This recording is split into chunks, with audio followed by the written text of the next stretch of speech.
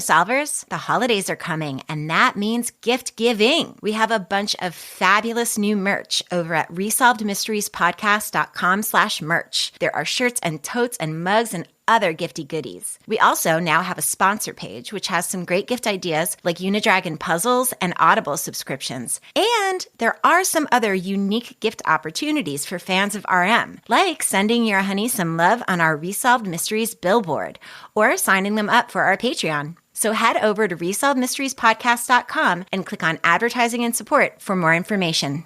This podcast contains adult language and stories of true crime. If you don't like laughing, crying, or being horrified at the actions of other humans, this podcast is not for you.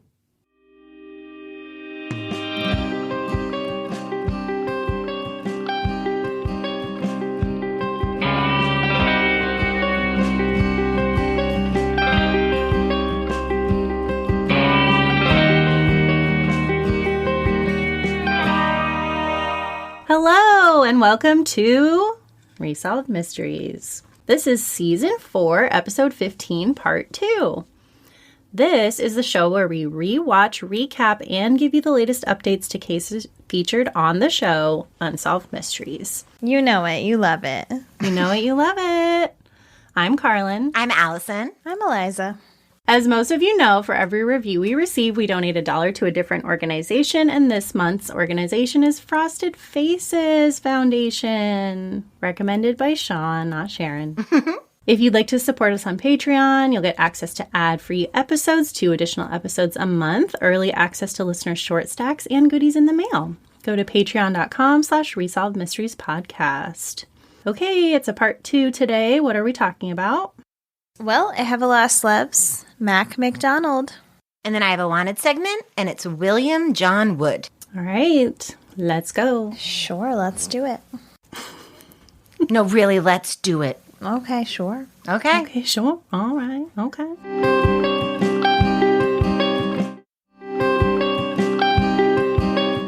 This is the story of W.B. Mac McDonald. He's looking for his lost daughter. So when this segment airs, Wilfred Boyd Mac McDonald is a 63-year-old man who's searching for his daughter, whom the show phrases it as he was forced to abandon or leave after his girlfriend's mother threatened rape charges against him. Well, that's really... It's not great. It's sus out the gate. It's not great. Yeah. So here's how the story begins. In Pomona, California in 1948, Mac McDonald was 20 years old, and he had a neighbor named Mary Ellen Carr, who was 16. I have to say that the whole time, Stack says Mary Helen, and the reenactor playing her says Mary Helen. Mac calls her Mary Ellen. He doesn't even know her name. He don't know her middle name. He says Mary Ellen? Yes. So when I say that he had a 16-year-old neighbor named Mary Ellen Carr, that's him saying that. Her name is Mary Helen.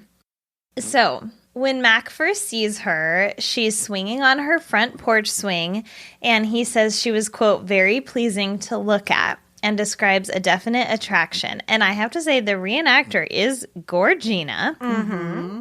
Also, she is seductively petting a very fluffy cat. She is. Really into it. Yeah, she's got bedroom eyes when she's petting that cat. Yes, I screen grabbed it, so we'll post it.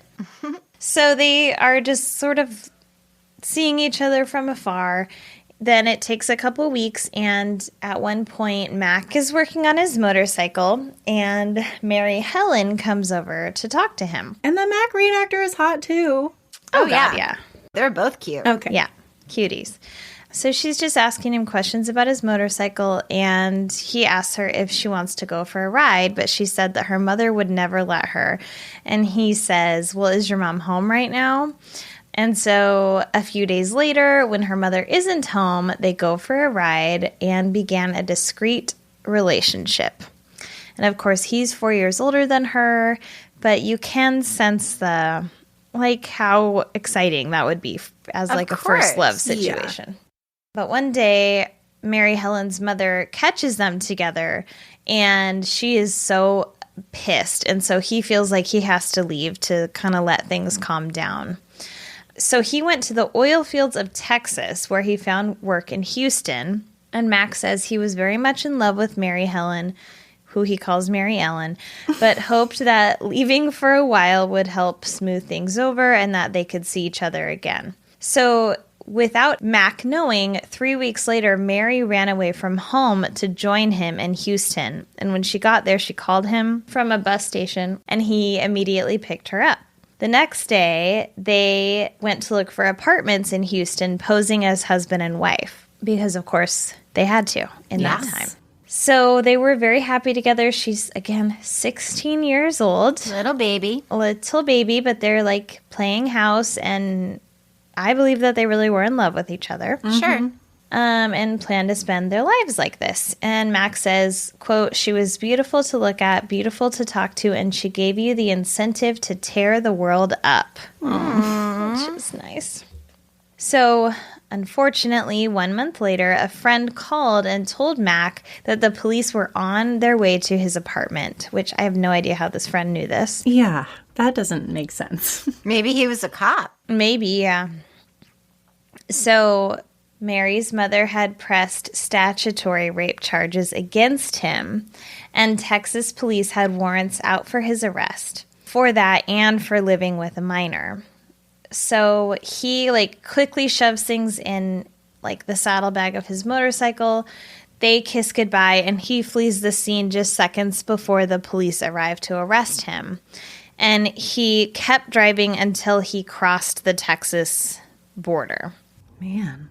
Mary was taken back to California, and he says he didn't have a way to contact her. So I don't know if he just did not have her number memorized or if he was afraid to call the house because her mom might pick up. He was probably looking up Mary Ellen in the phone book. Yeah, he was confused about her name. A year passed, and Mac returned to California to take a new job. So she had run away to be with him in Houston. He has to flee. She goes back to California. It's a whole year later. He goes to California. He finds a new job, and one evening he and a friend stopped at a drive-in in Long Beach. And who is his car hop but Mary? Craziness. It is like The Notebook. It truly is like The Notebook. Yep. So she says, "I get off like in about an hour. You should come to my apartment." And he's like, "Okay." And he kind of looks back at his friend like, "This is amazing." Then she says, "You can meet our baby." Mm-hmm. Ooh. And so later that evening, he does come to the apartment. And when he knocks on the door, Mary Helen's mother opens the door holding the baby. Mm. The worst, this part is so frustrating because the mom had been really hostile towards him, obviously. Mm-hmm. I mean, I know she was trying to protect her daughter, but to open the door holding the baby, the reenactment shows her being a little more warm to him. Like, yeah, like she's sort of in love with this baby, so isn't it amazing that you get to meet it now and stuff? Mm-hmm. Like maybe she's warmed to him. But no one explains to him, don't worry, like if the charges still stand, we would not press them or whatever. Yeah. No one says anything. No communication happens. So he's scared. Yeah. And he thinks that this is a setup and the police are going to come and arrest him. Yeah. And at that time in California, statutory rape was punishable by up to 30 years in prison. Which is wild. Yeah. I mean, some people think do in horrible some murders ways, and get like 5 years. Right. And I think in some ways, statutory rape is prosecuted more than regular rape is, which is, I mean, both bad, I get it, but yeah. Sometimes statutory rape is consenting, even though people believe teenagers can't consent. So I don't know. Yeah. So Mac does hold the baby, but the whole time he's just so afraid the police are going to show up. Again, I wish someone had just said, don't worry, and this whole thing would never have happened. Yeah, like why would they not realize he was thinking that when she had tried to charge him? Yes. So he stayed for less than 5 minutes, and Stack says he never even knew if the baby was a boy or a girl. And Mac is now on the show because he realizes he made a huge mistake and that he should have just stayed behind and not fled. Yeah. For the baby's sake and for Mary Helen's sake. And so because he's getting older, he was quite successful after all of that and has an estate worth over $1 million, and he never married, and he wants to leave part of it to his baby when he passes away. So he's looking for that little baby who he truly doesn't know if it's a boy or girl, kind of has like nothing to go off of to find them. As a result of the broadcast, Mac learned that he has a daughter who was 43 years old in 1992, and her name was Sherry Blackman. Sherry is married with 2 children, and the viewer who called the telecenter was Mary Helen, Sherry's mother and Mac's old girlfriend. Oh, I forgot that. Which is bananas. It's really complicated. It's really sad because for Sherry, his daughter, she, thankfully, Mary Helen, it sounds like, had found like another partner who was wonderful. So Sherry grew up with a very loving and caring stepfather who she considered to be her father. Yeah.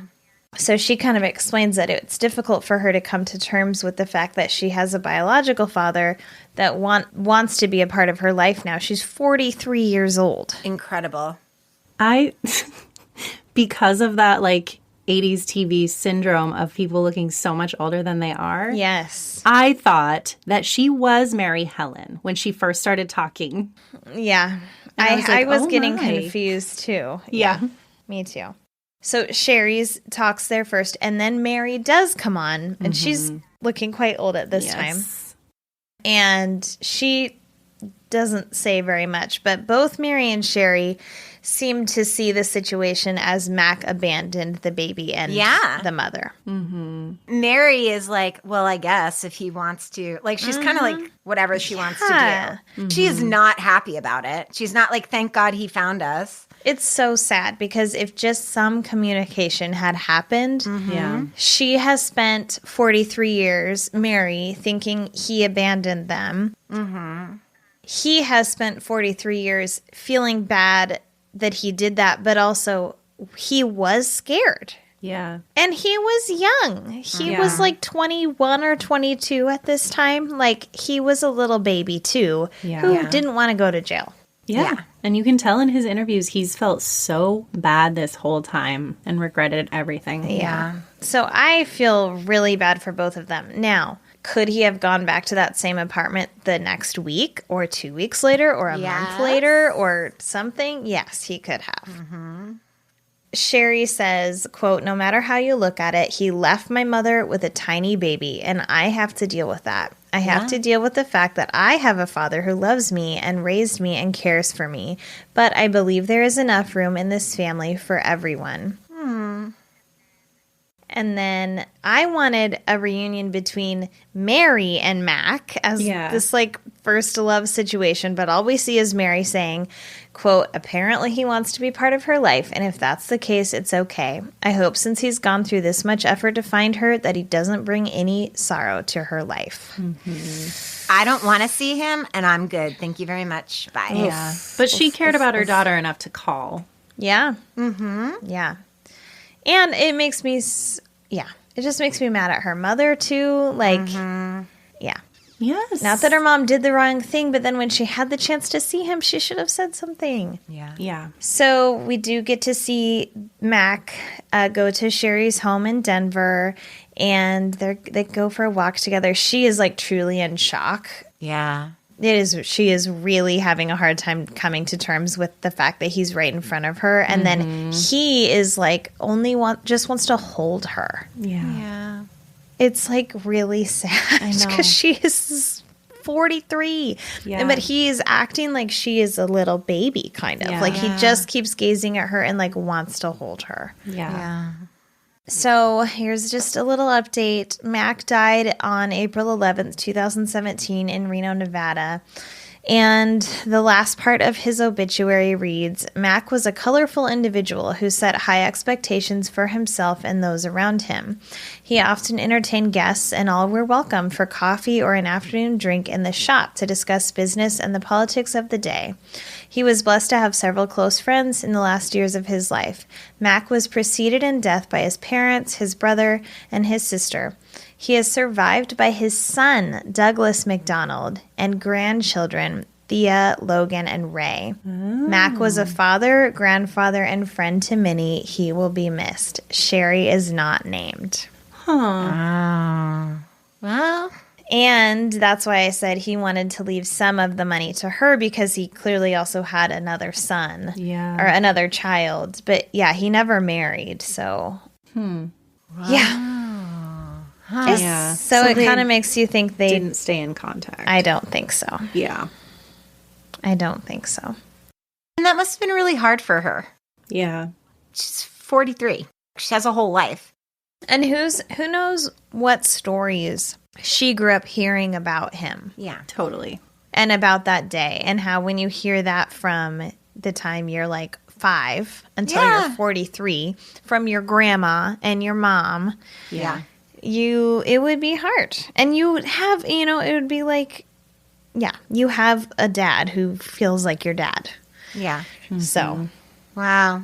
it seems like she wanted to try, but it just didn't work out. Yeah. Yeah. So this one was not as heartwarming No, it was, as some it of was them pretty emotionally complicated. are. Yeah. Yep.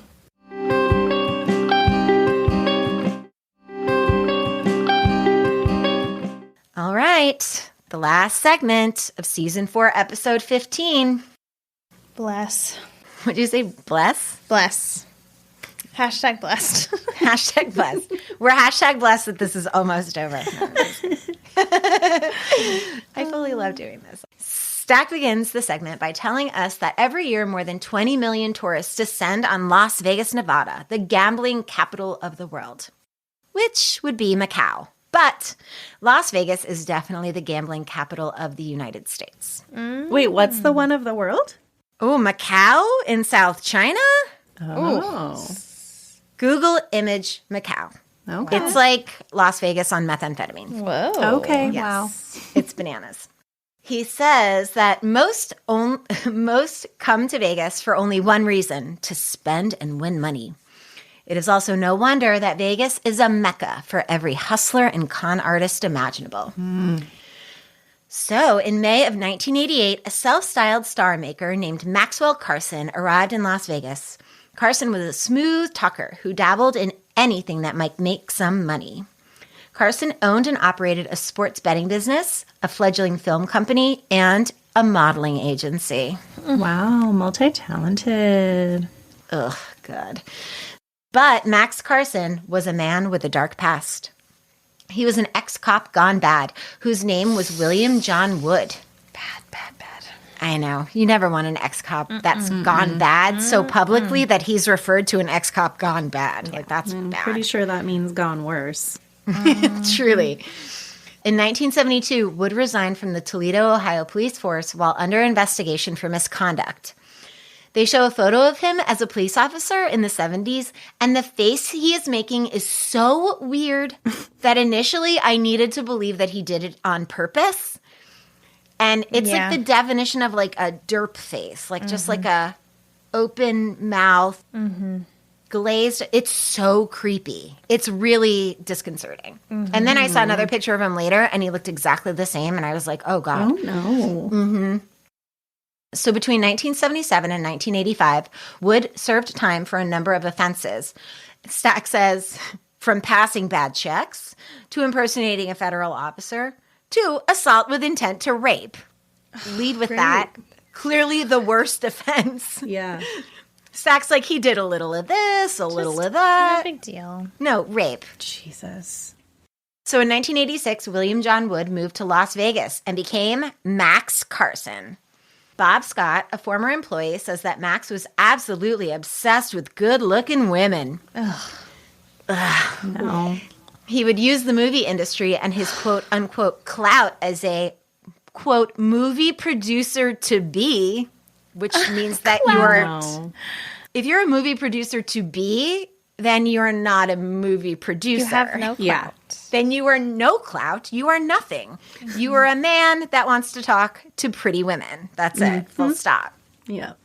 So he would use that fake to be clout to talk to actresses and models and tell them that he could get them whatever they wanted, which is textbook gross. Stack says that in November of 1989, Carson began holding auditions for an upcoming film. One striking 19-year-old caught his eye. The show says that they will call her Tiffany. Tiffany is in shadow, and I fully get why. Mm-hmm. And she says that she went into Carson's office and talked to him, and he told her a little bit about what the movie was about, and then he told her that there was a role for her. Tiffany said that he started talking about money, and she felt strange that he would offer such a large amount of money to someone in her position that's never really acted before. Listen to those gut feelings, girl. Giant red flag. But she said that she talked to a couple of agents and that they had all heard of him and that they had done their, quote, homework on him and found that there was nothing wrong with him. This is how they figured that out. One agent called another agent and they said, have you heard of Max Carson? And the other agent said, yeah. And they said, what do you think? And the other agent said, he seems legit. And then that agent called another, like no one did their homework. No. Because they would have found out that Max Carson didn't exist before 1986. Yeah. No one did their homework. That's terrible. And I feel so sad for Tiffany that she trusted these predatory people in Vegas to protect her from this guy, because most actresses rely on agents. So Stack says that Tiffany had several other meetings with Carson, but the movie never got off the ground. Max Carson's empire was on the verge of collapse. By January of 1990, Max Carson would shut down his offices, yet he would maintain the illusion that he was still in full operation. So in February of that year, he called Tiffany and hired her as a last-minute replacement model for a photo shoot.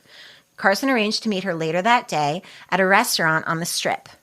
Tiffany says that she met him in front of the coffee shop, but that Max told her that they were going to go to a motel across the street because they had set up a dressing room for her. Tiffany says that she started to feel a little weird because there was no one else around. At a shoot, there's wardrobe, makeup, everybody's walking around. There's people checking lights, assistants. Like there's a million people there. Yeah. And it was just her, Max, and a hotel room in like a weird alleyway. Yeah. And she knows all of these things are adding up and they're not seeming right. I know. But like it is, you know, it was so funny. Like after the Harvey Weinstein thing, all of these famous actresses were like, me too, me too. And it was great, but like for every Gwyneth Paltrow, there are hundreds of actresses that are nobody, that ended up not being famous, that ended up leaving the industry, that were terribly assaulted. And like no one really heard from those women. So for every like one famous actress that has dealt with this, there are hundreds, if not thousands, of actresses and models that have dealt with this constantly. And the reason why is because if you speak up, you're worried that you're not going to work. So I'm sure Tiffany had she had that gut feeling and she managed it and she rationalized it away as much as she could because she was worried if she didn't do what he wanted, he would get her blacklisted. And it's just that simple, you know? It's like, if you're not going to do it, I'll find someone who can. That's like the whole way the system works. It's so messed up. Yeah. It's horrible. Yeah. So supposedly, okay, so Tiffany knows she knows that something's not right. And she's really smart. So as she walks into the motel room, she has like a big arm bag. And she leaves that in between the door and the door jamb so that the door doesn't fully close and lock. Which is like, I mean, not the best escape plan, but it's a plan, which I thought was really smart. Trying to do something. Yeah, exactly. So she's walking in and Max is like, oh, I got to make a phone call. And he gets on the phone and he's acting like he's on the phone with the photographer and the makeup artist. And in the reenactment, he's like, well, we're here waiting for you.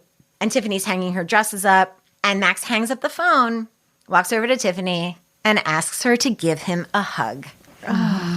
Which is like the OG gross guy creeper move. I hate it. Every single woman listening to this episode right now has had someone say that to them. Mm-hmm. I was just listening to a Let's Not Meet episode about, a woman who is a Lyft driver who wasn't even telling a story about that specifically, but in her intro was like, you would not believe the amount of men who would ask me for a hug when I dropped them off. And some even would climb to the front seat. Oh my God. I can't imagine being a female Lyft driver. No. I can't imagine. No. Yeah, like the give me a hug thing is a tale as old as time. Disgusting. It's so disgusting because it seems like it's so innocent. A hug, it's just a hug. Yeah. Why wouldn't you give me a hug? And it's like so predatory and so disgusting. And what's so gross about it is that this guy can get something out of a hug. Well, and they're going to try to do more than that, obviously. Yeah. And it's just to get them close to you. Like whether or not they try to assault you. Obviously, Max wanted to assault her. Mm-hmm. But it's just like a way for men to bring their bodies close to women. In like a quote unquote like innocent way. Yeah. You know? Like you would hug anybody. Hug me. You know? It's so fucking gross. So as he's like, give me a hug, Tiffany's like, dude, she's trying to leave. She's trying to make excuses. And then immediately Max changes. Mm-hmm. And Max slams her against a wall. He has his hand over her mouth, and he tells her not to make a sound because he doesn't want to have to hurt her. So then Tiffany in the interview says that she thought that she was going to die. She says that she thought she would be very lucky if she walked out alive. Jeez. And she says that she did everything to cooperate so he wouldn't become more violent. She says, quote, this was scary, which is, she is so composed. Yeah. Mm-hmm.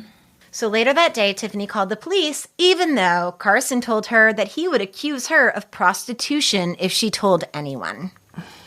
So gross. So Max Carson was charged with kidnapping, sexual assault, and battery. But by then, he had disappeared. They show another photo of him, and he has that same weird dead-eyed stare. And it looks like he's completely on another planet, like fully disassociated from reality. Vacant, zoned out. It's such a weird look, and I don't know if I've ever seen it before, but it's super, super creepy. Gross. So 2 months later, and 3,000 miles away, Max Carson surfaced in Cocoa Beach, Florida. Once again, he tried to work a scam on a beautiful woman. Carson and the woman had agreed to meet in the lobby of a Cocoa Beach hotel. Carson wanted to continue the conversation in a private room upstairs and agreed to pay for sex. The woman was wearing a wire, and Carson was arrested and pleaded guilty to solicitation of prostitution. However, at the time, police in Florida had no idea that he was wanted in Las Vegas, Nevada. I can't even believe that he falls prey to a trap and they don't even I know. know They have no this. idea. He's this scumbag. And a slap on the wrist. Like, I mean, they know he's a scumbag, but they don't know how much of a scumbag. Yes. Yeah, totally. So 2 days later, Max Carson was released from jail and disappeared again. Stack says that William John Wood was last seen in Reno, Nevada in March of 1991, still using the name Max Carson. And he tried to run one of his scams on a model that he had known in Las Vegas. So he probably tried to run this scam on this woman, and he didn't recognize her because they probably all look the same to him. He can't stop. And she confronted him about who he was, and he disappeared again. Stack says that authorities believe he could be operating anywhere in the country, though he seems to prefer Florida, Nevada, and Southern California. They are certain that he's still masquerading as a film producer and a talent agent. So, update. When the story aired, a viewer recognized William John Wood as Brian O'Leary, a resident of San Francisco. He was sentenced to 20 years for attempted assault and sexual coercion, and he has since been released from prison. So I am so sad to say that I don't have anything on this dick bitch. I just have a teeny half a teaspoon of information. So William John Wood had a lot of aliases besides Maxwell Carson, William Yeager, Brent Wadsworth, Harvey Shear, Jim Youngblood, Kevin O'Shaughnessy, Paul Gorman, William Carson, Richard Fry, and most delightfully, John Mayer. Oh my God. who, of course, is best known for being a shitty boyfriend to female pop stars in the early aughts. The only thing I could find with the last updated information from the Nevada Department of Corrections on Wood is that he had a parole board meeting on December 3rd, 2012. Presumably, they let him out, and he slithered off into the sunset. Ugh. I assumed that he would have to register as a sex offender, but I checked Nevada and he wasn't listed. And then when I checked the National Registry, I found literally 20 William Woodses in the National Register, but not one of them was the one that I was looking for. So that's super gross. Do we know for sure that was even his real name, though? So his real name was William John Wood. Okay. And I also searched all of his aliases. Yeah. But who the hell knows? Who knows? And if he didn't have to register, I don't know what it was like I don't know legally if you were arrested at a certain time and then you release at another time, you don't have to register or whatever. Or if attempted rape isn't considered being a sexual predator. Right. But I was surprised that he didn't have to register. And yeah, I found a lot of William Wood, but I didn't find that William Wood.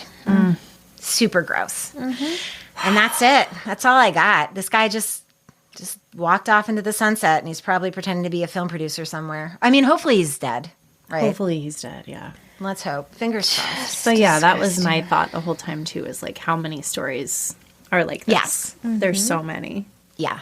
As someone who was in this industry for a while, the whole time I was like, yeah, we call this Tuesday. It happens constantly. And that's why too, no one's talking about it on the message boards. No one's talking about it because it truly happens a million times a day. Yeah. It is not newsworthy. It's not a story.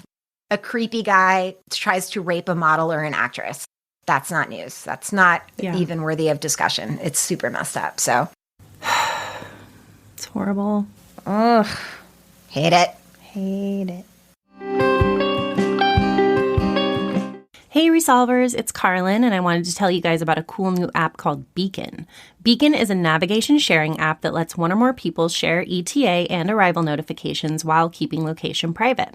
Traffic in Portland is no joke, and my husband and I are constantly texting each other to find out when the other person's going to be home so we know when we can get dinner started. So Beacon is perfect for us. You just drop a beacon on the map, share it, and hit start. The app will stay up to date as your conditions and route change so the other person always knows when you're going to arrive. Alison, Eliza, and I are also always sharing our location with each other just for safety purposes in case anything happens. You know that true crime mindset, honey. So Beacon is perfect for making sure we know the other person has arrived to their destination safely. Beacon takes privacy and safety seriously, so it's safe to share with acquaintances or strangers since it will just share your ETA to the destination and not your actual location. Go to www.beacon.site. That's www.beacon.site to learn more and install the app. I love the holidays. I love everything about them.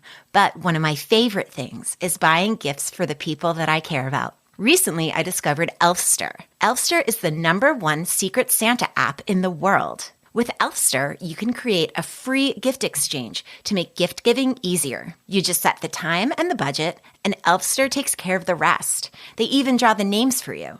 You can create a virtual gift exchange, and it's an amazing way to bring friends and family together near and far, no matter where they are in the world. The coolest part is that you and your loved ones can add gifts to personal wish lists from all the brands that you love, including Amazon, Etsy, Fanatics, Nordstrom, Sephora, and Zappos. You can make multiple wish lists and then share them with different gift exchange groups. For example, if you have a Secret Santa with your coworkers for a lower dollar amount than, say, your friends and family or even your significant other. And if you're trying to figure out what you'd like for the holidays, you can choose from Elfster's curated gift guides and get some goodies. So join the over 17 million people who use Elfster for their holiday gift giving and go to elfster.com, ELFSTER.com, or download the app today. Hey guys, it's Carlin. When I'm not listening to true crime, I do love to get down on a good beauty podcast or beauty YouTube show, but it's really hard to find a guru that's relatable and that I can actually learn something from. But I found this podcast called Beauty Uncovered, and basically each episode is just a casual interview with an expert in a certain area, whether that be beauty, health, wellness, or lifestyle. And I just find it really informative, and it's stuff you can actually apply to your real life, which I think is really cool. So subscribe now to the Beauty Uncovered podcast on Apple Pods or wherever you get your podcasts, and get your weekly guide to uncovering your beauty. Okay, what do we have to say? What do we have to share and feel? What do we have to say? Carlin, you should go first. Okay. Well, I've been listening to maybe halfway through the first season of Unraveled, which is Billy Jensen and Alexis Linkletter. Oh. And I didn't realize there were multiple seasons. I had this one on my list for a while. The first season is about the Long Island serial killer. Oh. Because they are both from there. They're both from Long Island. So they have connections, and kind of like the whole thing starts with she has a friend who's been in prison there, and he starts telling her some things, some shady shit. Oh, I think I actually listened to that a really long time ago. I mean, there's 3 seasons, so it's probably been around a bit. Their whole thing is like, you think you know everything about the Long Island serial killer case, but you don't. So it's kind of like... I feel like I don't know anything about the Long Island. I still feel like I don't. Yeah. Well, we both watched that one documentary. Yeah, that was really good. Was kind of like why I was interested. But yeah, it's good. They're both investigative journalists, so yeah, they know their shit, and there's some really good interviews and some good, interesting background info, and What's it called again? Unraveled. Yeah, I thought it was nice that they interviewed each victim's family. You don't usually see that. It's usually just the first victim and the last victim that they talk about. But they went through the list and what the girls were like and stuff. So I thought that was really nice. Yeah, and I mean, to be honest, I didn't know much about who the victims were. I just knew how many there were, and the stuff that they had found and all this. But yeah, it's nice to hear who these people were, and Yeah. I always think that's good. Yeah. So I'm only about halfway through that first season, but it's good. Nice. I just finished a book series. Da-da-da-da. It is by Chelsea Kane, who is an amazing queen. She's currently writing a graphic novel series called Man Eaters, which is so good. So good. It's called the Archie, Sheridan, and Gretchen Lowell series. Okay. And it takes place in Portland. So it's fun because she talks about Gold Dust Meridian and all this, all these little local places that only Portland people know. Mm-hmm. And it is super violent and really messed up. Gretchen Lowell is a serial killer. She's a female serial killer. And Archie Sheridan is the detective that was chasing her. And it's about their relationship, and then in between their relationship, new cases pop up and everybody's messed up, and it's really fun, and it gets a little crazy at the end, but you got to escalate everything to keep the people interested. So yeah, it's really good. It's just a lot of fun. Nice. Love it. Okay, I have another Dateline podcast, and you've maybe listened to it. But I'm on a third one right now, but this one that I already finished is The Thing About Pam. Yes, I love The Thing About Pam. Oh my gosh. I would say The Thing About Pam is even better than Mommy Doomsday. It is so fucking crazy. Yeah. And I just can't even say very much because I don't want to give anything away. But no. Ugh, you have to listen to it. Yeah. You have to. It is not a choice. You must listen to it. I am so happy for you. You just recently started watching What We Do in the Shadows, and now you're discovering all of the Dateline podcasts. Could your life be any better currently in terms of media? I don't think so. No. It's produced by Dateline, or it's from a Dateline case? It's produced by Dateline, but it's all a of the above. mini-series. Okay. Yeah. But they have a television episode about this woman too. Okay. So it sounds a lot like the show, but it's a podcast series. It's so good. It's so good. You have to listen to it. And I love Keith Morrison. I'm in love with him. Aren't you in love with him? Yes, I am in love with him. He's like very warm. Oh, he's such a sweetie. Yeah. So that case though, oh my gosh. That woman. Whew. Carlin, you got some catching up to do with these Dateline podcasts, girl. Okay. You're going to love. You're going to love. Okay, so next episode is episode 16. And Carlin, you get to revisit a very special place in your heart. Oh my gosh, it's been a while since my travels there last time. But we're headed back to Medjugorje, the home of Jesus. Our favorite place. No, this was the one where we had like a miracle in the sky. What was it called? I can't believe we're going back. Yeah. I can't either. Is this a mistake? Well, no, we're going back. Why would there be two? Well, because I actually am pretty sure when I did mine that I mentioned there were other miracles that had happened I think there. You're right. Little did I know right. I'd be talking about them.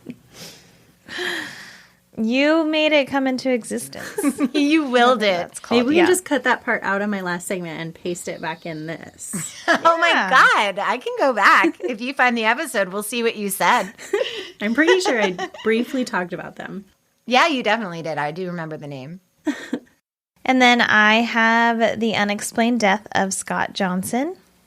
And then in the second part of episode 16, I have, y'all, I'm sure you know this. It's the case of Angela Hammond, which is a very famous case where she was abducted while on the phone with her boyfriend. Whoa. And it's pretty hardcore, and it's like a pet case for a lot of people, so I'm really excited to cover it. Yeah, the name sounds like I've seen it on message boards and stuff. Yeah. Pretty well known. And then we have a missing segment about Lee Young. All right. All right. We love ya. Oh my gosh. Thanks for hanging. Oh, We love you so. Goodbye. Bye.